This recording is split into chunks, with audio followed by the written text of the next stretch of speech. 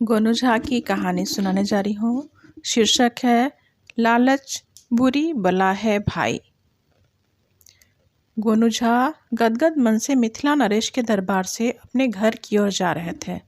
महाराज ने उन्हें एक भैंस भेंट की थी। भैंस बड़ी मस्त मोटी ताजी थी, दूध भी खूब देती थी। गोनू झा अपने हाथ से भैंस के गले की रस्सी थामे मस्त चाल में चले जा रहे थे। रास्ते में उन्हें रूपलाल मिल गया। रूपलाल उनके बचपन का दोस्त और पड़ोसी था। जब से गोनू झा मिथिला नरेश के दरबार में नौकरी करने लगे थे, तब से उनका रूपलाल से मिलना जुलना नहीं हो पाता था। रूपलाल गोनू झा की दिन दूनी रात चौगुनी प्रगति देखकर उनसे मन ही मन जलने लगा था और पीठ पीछे उनकी शिकायत करने से भी नहीं चूकता था। जब भी मौका मिलता तो कह बैठता, अरे गोनुआ, कल तक रोटी के लिए मारा मारा फिरता था। 2 जून रोटी नसीब नहीं होती थी। कई बार तो मैं अपने घर से लाकर खिला दिया करता था। आखिर वो मेरा बाल सखा जो ठहरा। गोनू झा को जब इस तरह की बातों का पता चलता तो उन्हें कभी बुरा नहीं लगता, क्योंकि तीनों बातें सही थीं। वे गरीबी में पले थे, कई बार भूखे रहकर दिन गुजारा था। रूपलाल उनका बाल सखा था और प्रायः अपने घर ले जाकर अपने साथ बैठाकर उन्हें भोजन करा चुका था। रूपलाल को देखकर गोनू झा प्रसन्न हो गए और रूपलाल का कुशल क्षेम पूछने लगे। रूपलाल ने औपचारिकतावश उनकी बातों का जवाब दिया, लेकिन उसकी आंखें इस शानदार भैंस पर टिकी रहीं। रूपलाल ने उनसे पूछा, क्यों भाई गोनू, यह भैंस कितने में ली? गोनू झा ने सहजता से जवाब दिया, अरे भैया रूपलाल, अभी गोनू झा के पास इतने पैसे नहीं हुए कि भैंस खरीदे। यह तो आज मिथिला नरेश ने मेरी एक बात पर खुश होकर मुझसे भेंट की है। अब मुझे भी तुम्हारी तरह घर में दूध दही घी मक्खन का मज़ा मिलेगा। रूपलाल के साथी गोनू झा अपने घर आए और भैंस के लिए बंटा गाड़ने में लग गए। रूपलाल को लगा कि गोनू झा उसकी उपेक्षा कर रहे हैं, इसलिए वह गोनू झा से यह कहकर विदा हो गया कि घर में कुछ काम है जिसे अभी ही कर लेना ज़रूरी है। गोनू झा ने सहज होकर कहा, हाँ भैया, ज़रूरी काम है तो उसे पहले निपटा लो, हमारा मिलना जुलना तो होता रहेगा। रूपलाल ने इसे भी अपनी उपेक्षा ही समझा। उसने मन ही मन सोचा कि गोनू झा एक भैंस क्या पा गया कि इतराने लगा। इतने दिनों के बाद मैं इसके दरवाजे पर आया, पानी के लिए पूछना तो दूर, बैठने तक के लिए नहीं कहा। वह मन ही मन कुढ़ते हुए अपने घर चला गया। गोनू झा से जला भुना रूपलाल जब भी अवसर मिलता तो लोगों से गोनू झा की मगरूरियत के किस्से नमक मिर्च लगाकर बताता रहता। घर में भैंस आ जाने से गोनू झा की जिम्मेदारी बढ़ गई थी। वे राज दरबार जाने से पहले भैंस की कुट्टी सानी लगाते, पानी पिलाते और शाम को दरबार से निकलते ही सीधे घर आते और भैंस को नहलाने धुलाने और उसकी कुट्टी सानी करने में लग जाते। दिन ऐसे ही गुजर रहे थे। एक दिन गांव में मवेशियों का मेला लगा। मेले में गांव के मवेशियों के स्वास्थ्य परीक्षण की भी व्यवस्था थी तथा अच्छे रख रखाव वाले मवेशियों की एक प्रतियोगिता भी थी। प्रतियोगिता और स्वास्थ्य परीक्षण में मिथिला नरेश की भैंसें भी शामिल हुईं और रूपलाल की भैंसें भी, लेकिन गोनू झा की भैंस को स्वास्थ्य और रख रखाव दोनों ही दृष्टि से अव्वल घोषित किया गया। इस बात से रूपलाल क्षुब्ध हो गया और उसने एक कुटिल चाल चल दी। रूपलाल ने मिथिला नरेश की भैंसों के साथ प्रतियोगिता में आए मवेशी अधिकारी के कान भरते हुए कहा कि इस पुरस्कार से गोनू झा इतराने लगा है और अपने को महाराज से भी ज़्यादा समझदार समझने लगा है। कह रहा था कि भैंस पालना सबके बूते की बात नहीं। देख लिया ना, महाराज की भैंस भी मेरी भैंस का मुकाबला नहीं कर पाई। रूपलाल ने ग्रामीणों के कान में भी यह बात दोहराई और मेले से अपनी भैंस लेकर अपने घर लौट आया। गांव में बात फैलते देर नहीं लगती। जंगल की आग की तरह पूरे गांव में गोनू झा की भैंस के अव्वल आने की खबर फैली तो उतनी ही तेज़ी से यह बात भी फैली कि गोनूझा कहते हैं कि भैंस पालने की ताकत तो महाराज में भी नहीं है। यह चर्चा फैली तो महाराज तक भी पहुंची। मिथिला नरेश को इस बात पर विश्वास ही नहीं हुआ कि गोनूझा उनके बारे में ऐसी बात भी बोल सकते हैं। लेकिन जब उन्होंने अपने राज्य के पशु अधिकारी से पशु मेले के बारे में जानकारियां हासिल की, तब उस अधिकारी ने भी गोनूझा की भैंस के अव्वल आने और गोनूझा द्वारा अकड़ में आकर महाराज के विरुद्ध टिप्पणी करने की बात बताई। अब मिथिला नरेश को अपने अधिकारी की बात पर विश्वास नहीं करने का कोई कारण नहीं रहा। गुप्तचरों से तो उन्हें पहले ही गोनूझा के गांव में फैली चर्चा के बाबत जानकारी हो चुकी थी। क्रोध में आकर मिथिला नरेश ने गोनूझा की भैंस को मरवा देने का आदेश अपने खास प्रहरियों को दे दिया। इस बीच गोनूझा को भी गांव में उड़ी अफवाह का पता चल चुका था। वे इस अफवाह के बारे में महाराज को सफाई देते, उससे पहले ही उनकी भैंस मरवा दी गई। गोनूझा सख्ते में आ गए। उन्होंने किसी से कुछ नहीं कहा, महाराज से भी नहीं। चमार को बुलाकर उन्होंने भैंस की खाल उतरवा ली और भैंस के शव को खेत में गड़वा दिया। भैंस की खाल को लेकर गोनूझा गांव के सरहद के पार पहुंचे और वहां एक बरगद के पेड़ पर चढ़कर भैंस की खाल को पेड़ की डालों पर पसार दिया। वे रोज रात को उस पेड़ के पास पहुंचते और पेड़ पर चढ़कर भैंस की खाल को छूकर संकल्प लेते कि जब तक इस भैंस को मरवाने वालों से बदला नहीं लेंगे, तब तक रात को चैन की नींद नहीं सोएंगे। इसी तरह 7 दिन बीत गए। 8वें दिन अमावस की रात थी। गोनूझा पेड़ पर चढ़े। कुछ चोर पेड़ के नीचे आकर बैठ गए। गोनूझा ने ऊपर से ही अनुमान लगाया कि कम से कम 4 चोर होंगे। चोरों में से एक ने ढिबरी जला ली और ढिबरी की हल्की रोशनी में वे चोरी का माल आपस में बांटने लगे। गोनूझा भैंस की खाल थामे थोड़ा सा झुककर यह देखने की कोशिश करने लगे कि चोर आपस में क्या बांट रहे हैं। गोनूझा के झुकते ही चोरों ने एक थैली पलटी और थैली से अशर्फियां गिरने लगीं, छन छन छनाक छनन छनन। अशर्फियों की दमक से गोनूझा विस्मित हो गए और डाल से उनका पांव फिसल गया। पेड़ से गिरने से बचने की कोशिश में शरीर का संतुलन बनाए रखने के लिए उन्होंने भैंस की खाल छोड़ दी और पेड़ की एक डाल पकड़ ली। यह सब इतनी तेजी से घटित हुआ कि गोनूझा को भी समझ में नहीं आया कि क्या कुछ घटित हो गया। भैंस की खाल पेड़ पर धूप में सूख कर कड़ी हो चुकी थी। गोनूझा के हाथ से छूटते ही यह खाल पेड़ की डाल पर पत्तियों से टकराती अजीब आवाज पैदा करती हुई चोरों पर गिरी।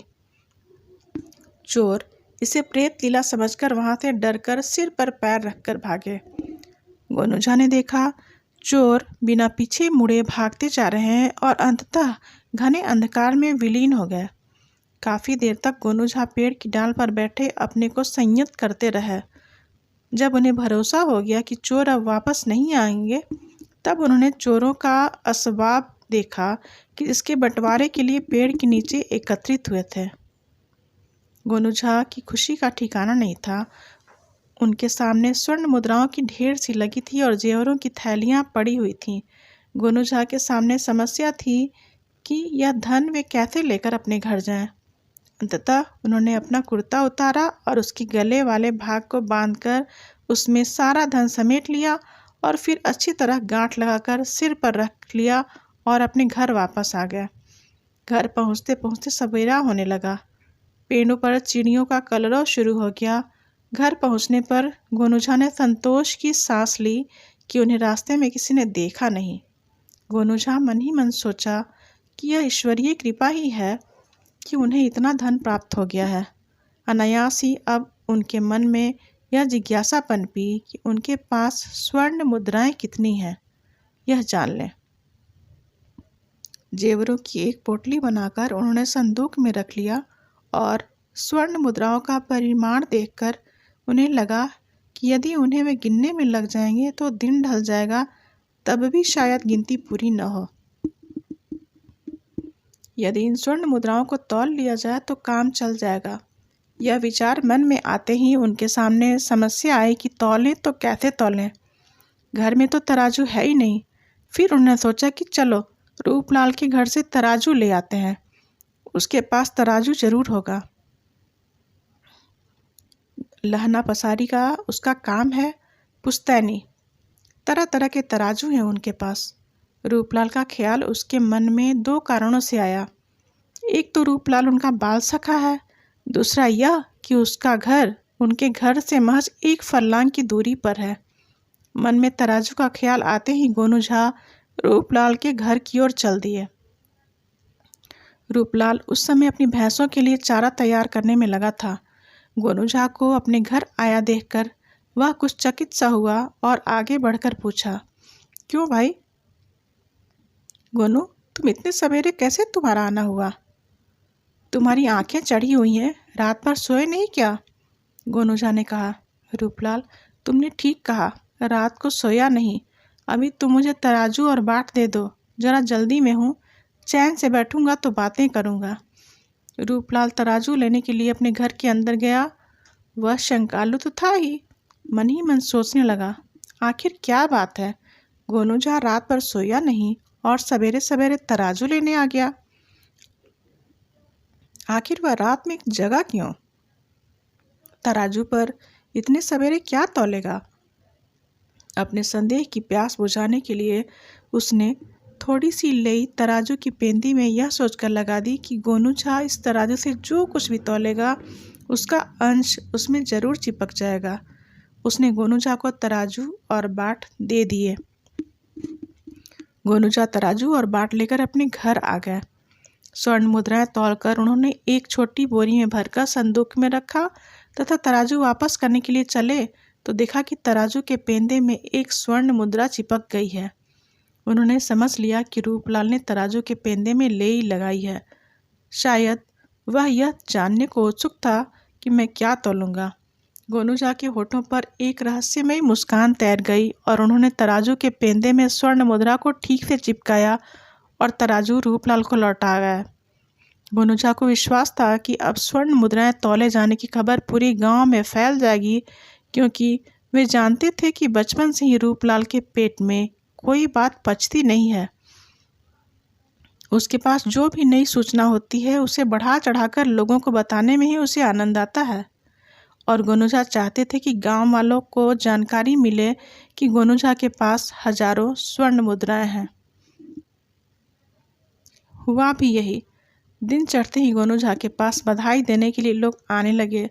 उनका मकसद बधाई देना कम, यह जानना जरूरी था कि आखिर गोनू झा के पास इतना धन आया तो कहाँ से कि स्वर्ण मुद्राएं गिनने की जगह उन्हें तोलना पड़ा। रूपलाल भी उन जिज्ञासुओं में था। गोनू झा ने अपने दरवाजे पर खड़े ग्रामीणों को देखा तो मन ही मन सोचने लगे कि ये वही लोग हैं जिनके द्वारा उड़ाई गई अफवाह के चलते उनकी प्यारी भैंस को महाराज ने मरवा दिया।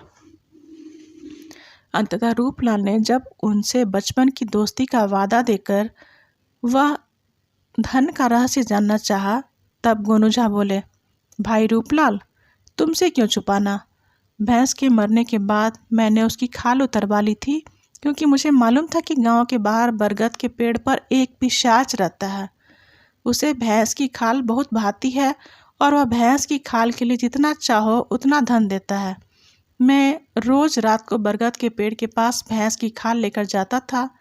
कल अमावस की रात को वह पिशाच मुझे मिल ही गया और उसके बाद उसने मुझे भैंस की खाल लेकर मुझे स्वर्ण मुद्राएं दी। उस पिशाच ने मुझसे और भी भैंसों की खालें देने को कहा, क्योंकि उस पिशाच की बेटी की शादी है तथा वह प्रत्येक बाराती को एक एक खाल देने का फैसला कर चुका है। पिशाच ने मुझसे कहा कि धन की चिंता मत करो, भैंस की खालों के लिए वह मुझे मुहमांगी कीमत देने को तैयार है, लेकिन मेरे पास अब कोई भैंस तो है नहीं कि उन्हें मारकर पिशाच को बेच आऊं, इसलिए जो मिल गया उसी से संतोष कर रहा हूँ। वैसे भी कहते हैं कि लालच बुरी बला है। ग्रामीणों को तो मानो खजाने की चाबी मिल गई। सभी खुश खुश लौटे। गोनू झा को ग्रामीणों की चाल देखकर समझ में आ गया कि वे जो चाहते थे वह हो गया। दूसरे दिन पूरे गांव में दूध के लिए हाहाकार मच गया। गांव की जितनी भैंसें थीं मारी जा चुकी थीं। खालें उतार कर इन भैंसों को खेतों में दफना दिया गया था। गोनू जहाँ तक बात पहुंची तो वह बुदबुदाया, जैसी करनी वैसी भरनी। फिर गुनगुनाने लगे, लालच बुरी बला रे भैया, लालच बुरी बला। गोनूझा ने देखा ग्रामीणों का झुंड रोज रात को गांव के बाहर लगे बरगद के पेड़ के पास हाथ में भैंसों की खाल लेकर जाता और सुबह तक इंतजार करने के बाद लौट आता। इनमें रूपलाल भी था। गोनूझा ने उन्हें देखकर मन ही मन खूब हंसते और मस्ती में आकर गुनगुनाने लगते, लालच बुरी बड़ा रे भैया, लालच बुरी बला। अंततः अमावस की रात भी आकर गुजर गई। ग्रामीणों की भैंस की खाल खरीदने के लिए कोई पिशाच नहीं आया। बरगद के पेड़ के पास जो सन्नाटा पसरा था, पसरा ही रहा। एक के बाद दूसरी अमावस की रात जब यूं ही गुजर गई, तब ग्रामीणों ने खुद को ठगा हुआ महसूस करना शुरू कर दिया।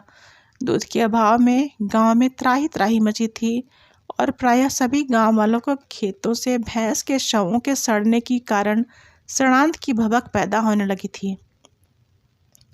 हारे और क्रोध से उफनते ग्रामीणों का जत्था अब और प्रतीक्षा करने की स्थिति में नहीं था।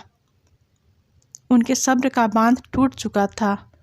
वे सब गोलबंद होकर मिथिला नरेश के दरबार में अपनी फरियाद लेकर गए। महाराज से उन्होंने कहा, महाराज, गोनूझा के कारण आज गांव में एक भी भैंस जीवित नहीं है। हम उसके बहकावे में आकर अपनी भैंसें मार डाली। दूध के लिए तरस रहे हैं और गोद के बच्चे दूध कट्टू हो रहे हैं। मवेशियों के शवों के सड़ने से पूरे गांव में संक्रामक रोग फैलने का खतरा पैदा हो गया है। महाराज को गोनूझा पर बहुत गुस्सा आया। प्रहरी को भेजकर उन्होंने गोनूझा को दरबार में हाजिर होने को कहा। गोनूझा मानसिक तौर पर इस स्थिति के लिए तैयार थे। वे महाराज के दरबार में हाजिर। महाराज ने ग्रामीणों द्वारा उनके ऊपर लगाए अभियोग के बारे में उनसे जवाब तलब किया तो गोनूझा ने मुस्कुराते हुए अपनी सहज भंगिमा में कहा, महाराज, इनसे आप यह पूछें कि क्या मैंने इन्हें भैंसों को मारने की सलाह दी थी। यह मुझसे यह पूछने आए थे कि मेरे पास अखुत धन कहाँ से आया। चूंकि इसका प्रश्न कपोल कल्पित था, इसलिए मैंने इन्हें भैंस की खाल की कथा सुना दी, यानी कपोल कल्पित प्रश्न का कपोल कल्पित उत्तर दे दिया। और महाराज, इन्हें कथा सुनाने के बाद मैंने यह नीति वाक्य कई बार दोहराया कि लालच बुरी बला है भाई, लालच बुरी बला। मगर इन्हें भूत प्रेतों पर विश्वास है। पिशाचों और बेतालों के अस्तित्व को ये स्वीकारते और पूजते हैं। इसलिए इन अंधविश्वास वाले मस्तिष्क में लालच नहीं करने की सलाह का भी कोई अर्थ नहीं पनपा। अब आप ही कहें महाराज कि क्या मैं इनकी करनी का दोषी हूँ। यदि आपको मैं दोषी लगूं तो आप जो चाहें सजा दे दें मुझको। महाराज ने ग्रामीणों के जत्थे की ओर देखा। सभी चुप थे, आंखें नीची किए खड़े। महाराज समझ गए कि ग्रामीणों ने अपनी लालच से भैंस गंवाई है। उन्होंने गोनूझा को ससम्मान वापस भेज दिया, जबकि ग्रामीणों को उनकी मूर्खता के लिए फटकार लगाई। ग्रामीण महाराज के पास से आए, अपना समूह लेकर लौटे।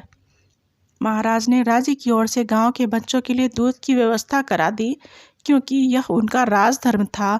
और गोनूझा मस्ती में गुनगुनाते हुए अपने घर की ओर जा रहे थे, लालच बुरी बला है भैया, लालच बुरी बला। कहानी समाप्त। अगर कहानी पसंद आए तो इसे लाइक, सब्सक्राइब और शेयर ज़रूर करें।